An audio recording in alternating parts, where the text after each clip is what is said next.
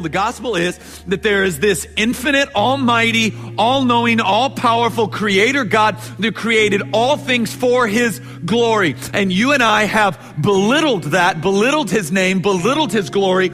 Every one of us have at one time or another, or actually currently, believe that our way is better than God's. We fail to acknowledge, give him glory for the gifts he's given us. We question his rule and his authority, while at the same time doing that with the brain he gave us and holds together, and the lungs and the air that he gave us to breathe with.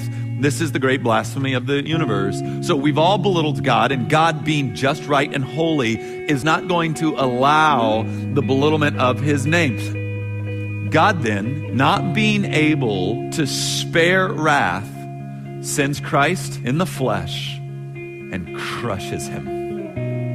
And in so doing, pours out his wrath against the children of God onto the Son, killing him. Then God raises him from the dead, and that same power that raised Christ from the dead is now at work in those who would believe.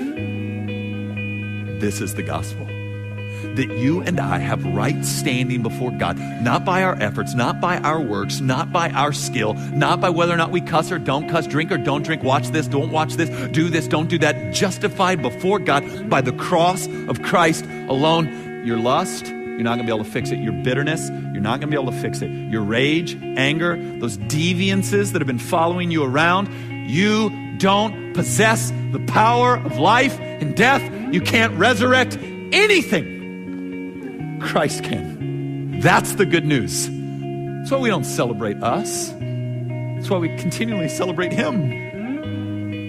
We boast in the cross and the cross alone. The same power that is at work in raising Christ from the dead is at work in me and work in all who believe. This is the gospel.